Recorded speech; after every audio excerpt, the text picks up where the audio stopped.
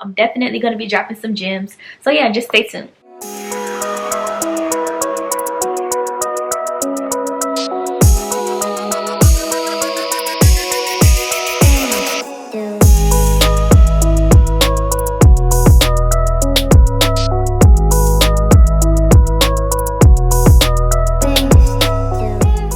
Hey y'all, hey, it's Troyia Monay back to you guys with another video. So for today's video, I'll be sharing my experience, my tips and tricks, advice on how I started my boutique, Wanted Wardrobe. I started my boutique, Wanted Wardrobe, on February 22nd, 2020. So if you are a new business owner, looking to be a business owner, this video is definitely going to be for you. I'm definitely going to be dropping some gems. So yeah, just stay tuned.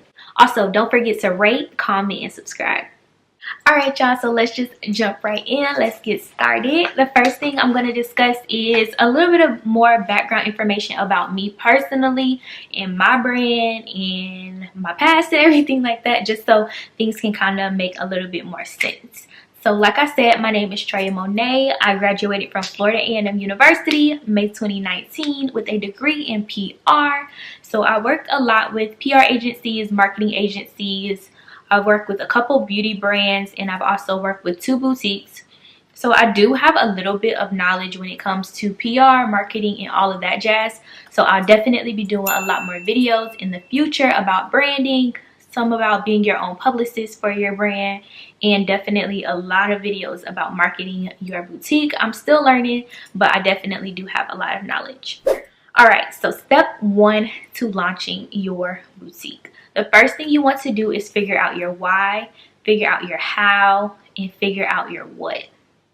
So why am I launching this boutique? Why am I launching this lash line? Why am I launching this hairline? So all of these tips and tricks can definitely be used for hair, makeup, beauty products, boutiques.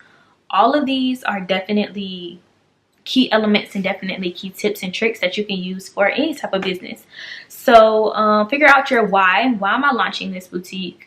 How do I have the capacity to do this? Do I have the time to do this? How am I going to do this? And figure out your what. What am I going to be selling? Am I going to be offering a product? Am I going to be offering a service? Figure out your why, your how, and your what. Y'all, if y'all see me looking, I definitely wrote some notes just so that way I'm not like mumbling everywhere and I know what I'm talking about. So yeah, for me personally, when it came to me figuring out what I wanted to launch, I was living in New York. I lived in New York. I actually moved to New York around this time last year, probably around June. So around June last year, I moved to New York and I was working for a PR agency and I loved it. New York is great. However, New York is just not for me. I'm definitely more of a down south type of girl. However, being in New York, it was definitely a eye-opening experience where I was able to like meet a lot of people, work with a lot of different like upcoming brands and different things like that. And if you work in PR or if you work in marketing or anything like that, you know, you spend so much time building other people's brands up and other companies' brands up. It's like, dang, I kind of want something of my own. So that's kind of where I was. I mean, I still work for a marketing agency now. I work from home. And I still kind of do feel that way. But that's kind of the job and that's kind of like what you do. So, but I still do feel like my background and me studying marketing and me studying PR definitely set me up for where I am today with owning my boutique, just because I have like a lot more knowledge. So what made me want to start my own boutique was being a publicist and working for other boutiques and also living in New York City. So we all know New York is definitely the fashion capital of the world. You see so many different styles. You see everyone expressing themselves through their style. You see literally thousands and thousands of people per day, all dressed differently, all showcasing different elements of themselves. And I was also freelancing for a smaller boutique located here in Florida. So having both of those, seeing both of those different sides of everything definitely inspired me to want to launch my own boutique. Just because I've always been obsessed with fashion, with beauty, with all of that jazz. So it definitely inspired me a lot. So I started planning my boutique actually March 2019. So right now it is May 2020. So I was supposed to launch last year, but I was graduating. I was holding a position on campus, working, doing a lot. I had a lot going on, and I don't know why I thought that I was going to be able to juggle everything. Like, if you know me personally, you know, like, I really think that I can do a lot of things at once, and I really don't have the capacity to do that. That's why I said you got to figure out your how. How are you going to do this? And at that time, I really didn't figure out my how. I was just like, I'm gonna do this. So I started planning then. I actually bought inventory and all of that. Y'all, do not do this. If you're going to launch, make sure you launch. Like, don't just have inventory sitting around and all of that jazz, just because it's so much wasted money. But I did end up being able to get rid of a lot of that inventory. I sold it. I had it and I just stuck with it, kept up with it, and I actually sold it all mostly with this new launch that I had. So when I actually started planning, I was planning names, figuring out a name and all of that jazz, trying to figure out exactly what I wanted to sell, which was mainly club wear, lounge wear, and casual wear, just because I was a college student at the time, and that's just what we pretty much wore. We either wore things that we were going to wear to class, or we wore things that we was going to wear to the club. It was really no in between. So that's definitely a couple of the items that I wanted to sell then.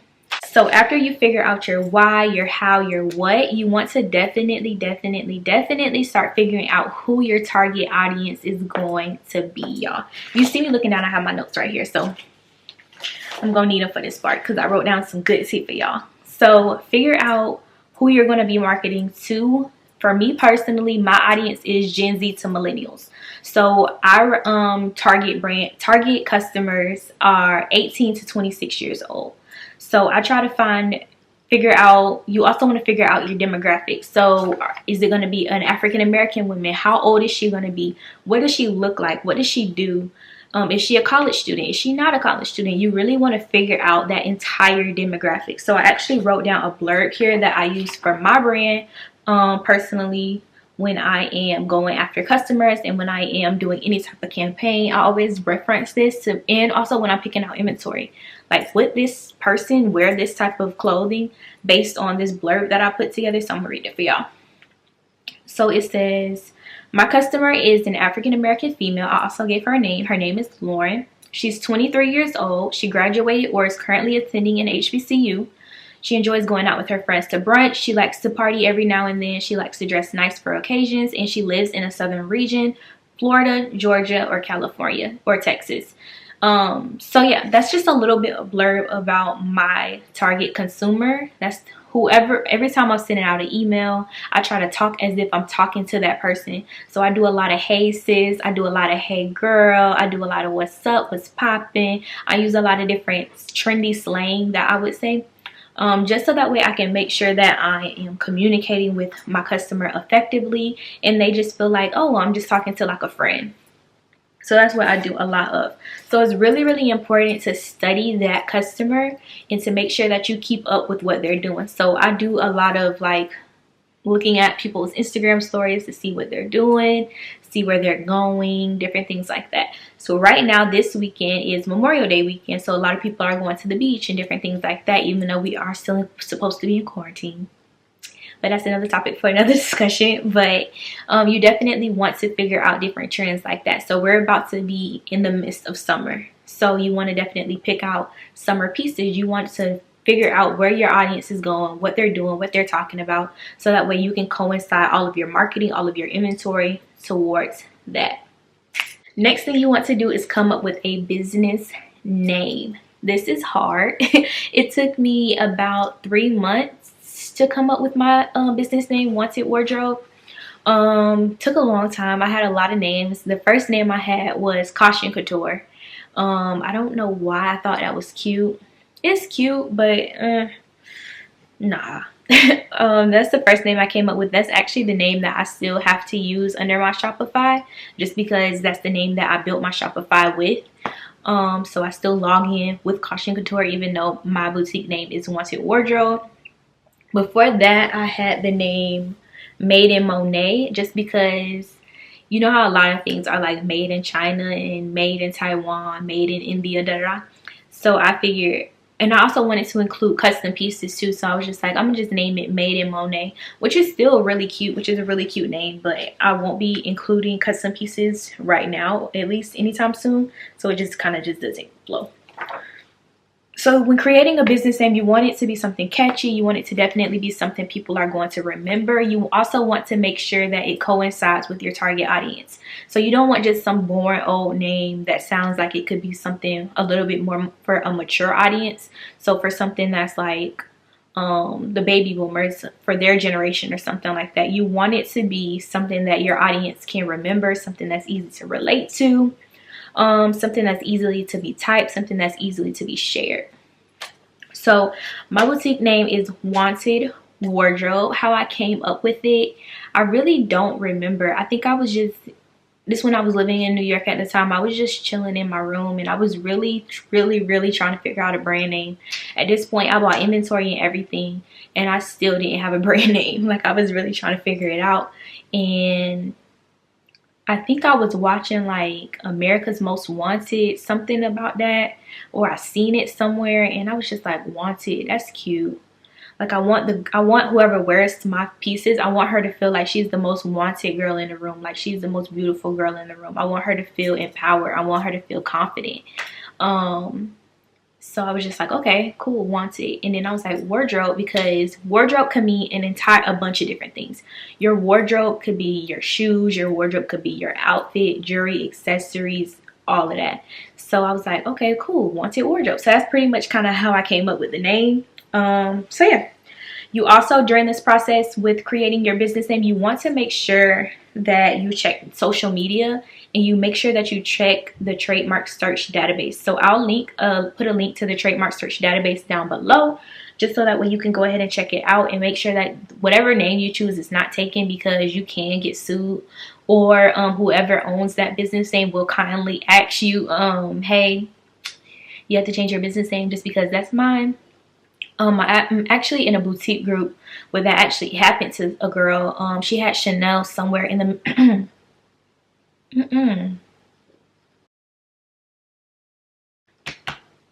oh y'all, she had Chanel somewhere in the middle of her name. So Chanel actually emailed her and told her, hey, you're gonna have to change your name. So she ended up having to change it to something Chantel, something like that.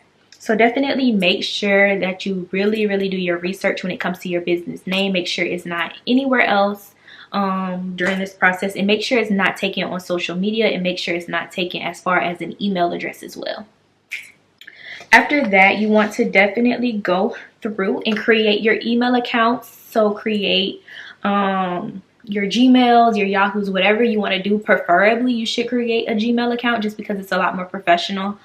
For me personally, I have a Gmail. I don't have a G Suite account or a more professional account so for example, my email is info.wantedwardrobe@gmail.com, or you could use a G Suite, or you can use a professional email and it could just be info@wantedwardrobe.com. So it'll just basically remove the @Gmail and it'll put in your professional or your business name rather. So it's just pretty much up to you to figure out which one that you want to go with. After that, you want to create your business social media accounts. This is the fun part as well. First, you want to go ahead and create a Facebook page, just because when you create a Facebook page first, it's easier to set up a Instagram business account, because you have to have a Facebook page in order to create a business account on Instagram. There we go. So you want to do that first, just because it's just easier, gets it out of the way. So when you're creating your accounts, go ahead and make your Facebook first, then go ahead and make your Instagram. You can use Twitter if you want. I know a lot of boutiques don't really use Twitter just because it's more of a conversation, and I know Instagram is more pictures, and people of course want to see pictures of your outfits rather than talk. But it's pretty much up to you. Figure out which social media platforms that you want to use and go ahead and set those up. Put in your bio, put in your names and all of that. I'll probably do a separate video on social media accounts later. Stay tuned for the rest of the episodes in this series. But for this video, definitely go ahead and make your social media accounts. Get those going, get them active. Start going ahead and promoting on your personal pages as well. After this, it's super important to sign up for your resale certificate.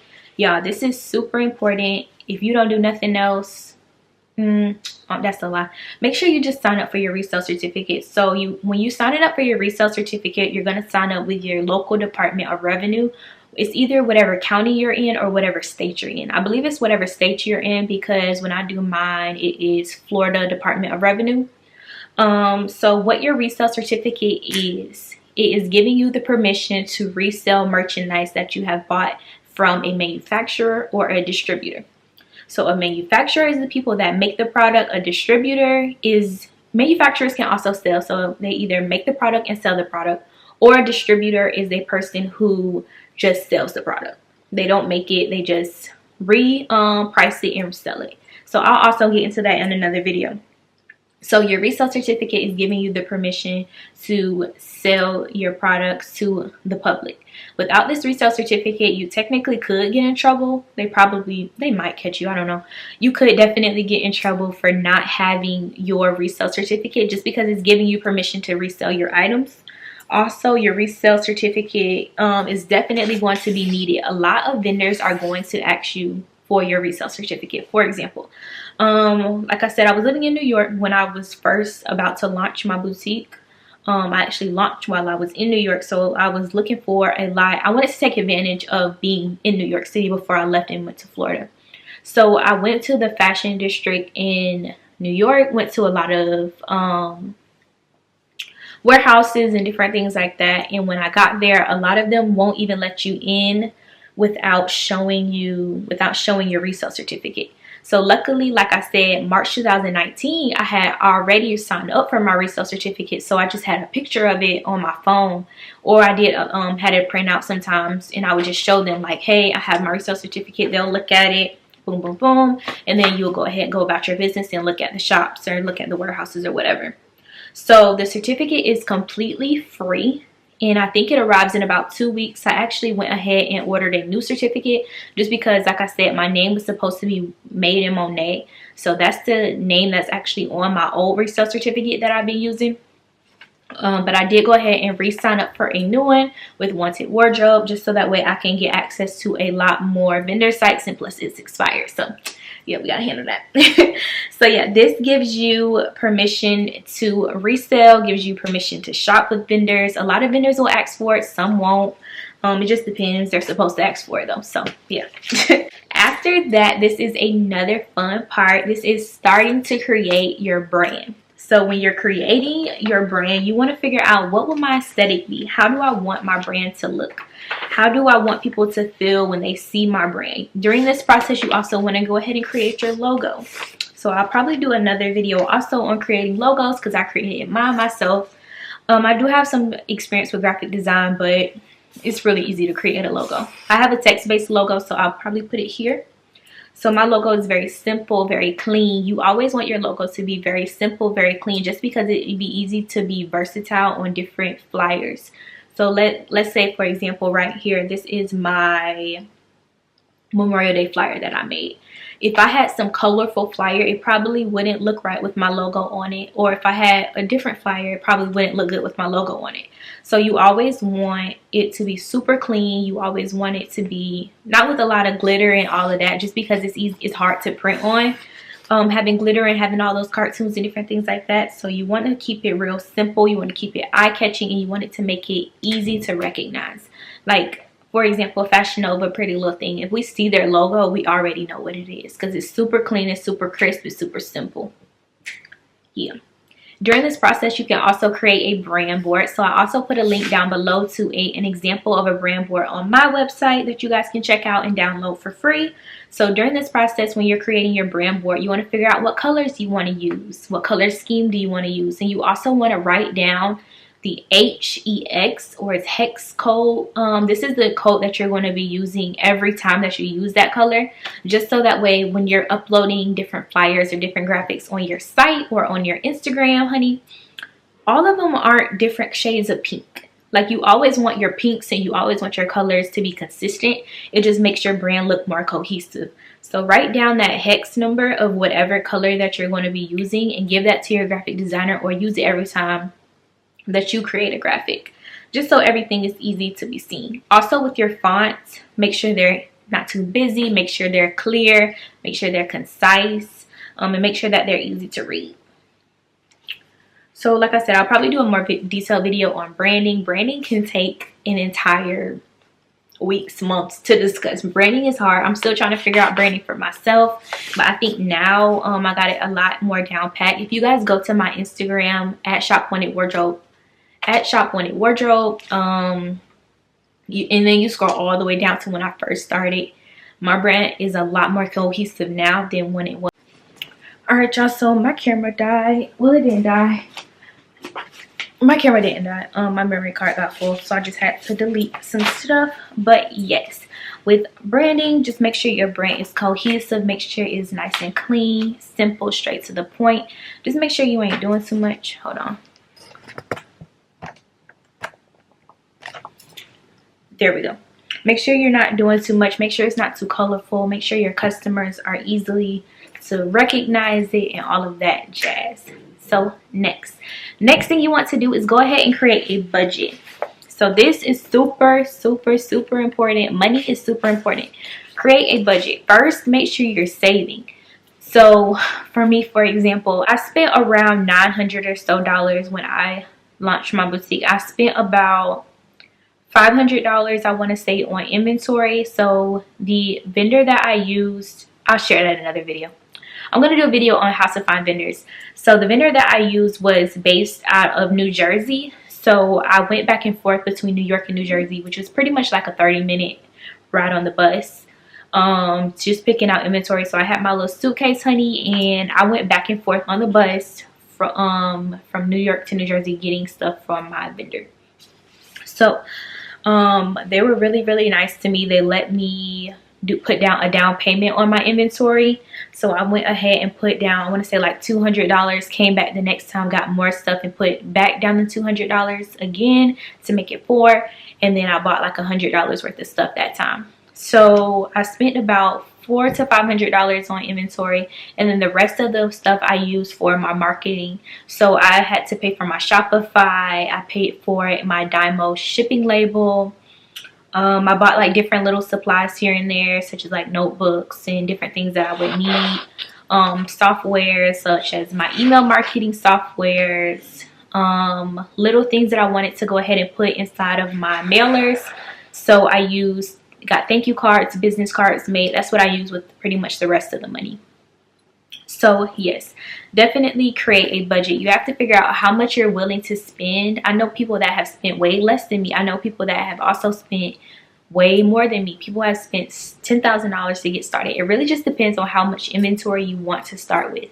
Me personally, I started off with about 12 to 14 different styles.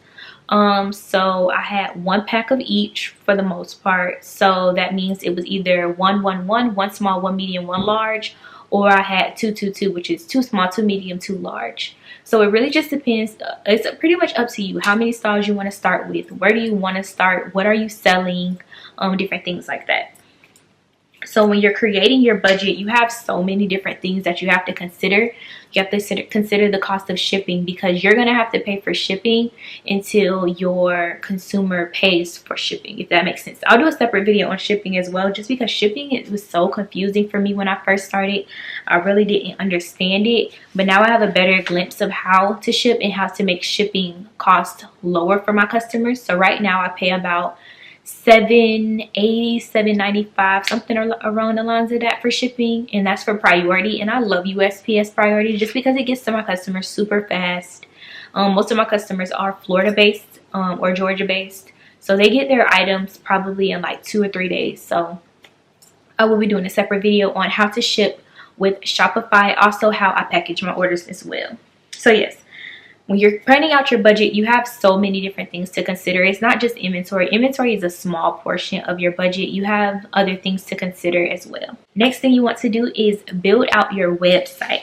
So when you're building out your website, you want to do a lot of research on website providers. Who are you going to service your website through? How are you going to find your domain name? Where are you going to get that from? And different things like that. Who's going to design your website? Are you going to do it yourself, or are you going to pay somebody? So just a little bit. I started my website. Oh, it's raining. I planned my website out with Shopify. I know a lot of people use Wix. I know a lot of people use Squarespace, Big Cartel, so many different platforms or website hosting platforms that you can use. Me personally, I love me some Shopify. I love Shopify just because Shopify gives you so many marketing resources. I can see how many people are on my website at a time. I can see where they're located. I can see what they're doing. I can see what they're adding into their carts. I can see how many people are checking out, how many people have added things to their cart, how many people have already purchased. I can see what is being added to the carts the most. I can see what pieces, for example, I have these two pieces right here. So I have this mocha piece right here that I'll put, and then I have this black piece, two-piece set. They're both lounging around sets that are named on my site. They're called the lounging around set. One is pants and one is shorts. For the most part, anybody that buys the mocha set, they're already also going to be buying the black set. So Shopify tells me that. So I know when I do my marketing and when I do my planning, I know that, hey, I can just go ahead and do a collage of the mocha set and the black set together and kind of put it in their minds as if it's a package deal, even though it's really not, just because people are already buying that together. Or if I'm like, dang, I have this set over here that's not doing that great, let me go ahead and put this set with this black set so people know that, hey, you guys could buy these two together instead of just buying these two together. You get what I'm saying? So you really have to just study your analytics, study your data. They give you so much free data. It's crazy, just so that way you're able to figure out your audience, figure out what they're like, what they dislike, and different things like that. So yes, that's websites. Do your research on websites. They're tricky.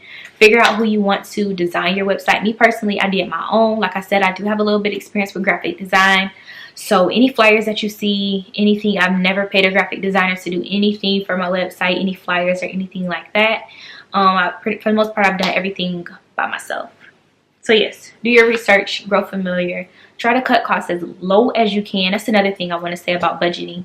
Cut your costs as low as you can. So if you know, okay, hey, I'm a little bit good at graphic design, try to implement them skills, because you don't want to go ahead and pay a graphic designer to do something that you could do, because that same money could be used on buying inventory. You know what I'm saying? So make sure that you strategically figure out what you want to spend money on, what you don't want to spend money on, what you can spend money on, what you can't spend money on. So figure out all of that jazz, sis. Next thing is stay organized, y'all. This is so important. So important.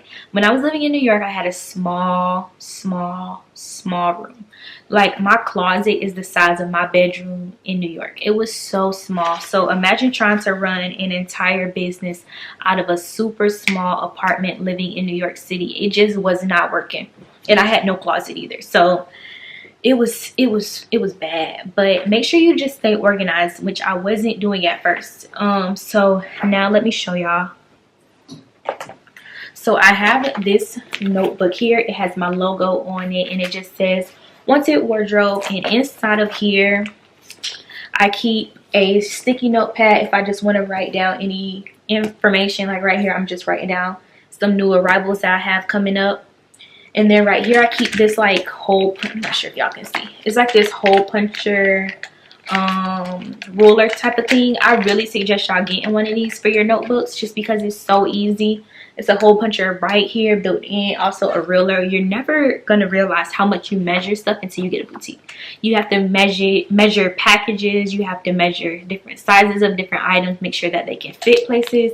So yeah, in here, if you guys can see this, I keep all of my receipts from when I go to the post office. So I know a lot of people that also own boutiques, they go ahead and they just put their mail in the little Dropbox thing. I do not do that. I don't trust it.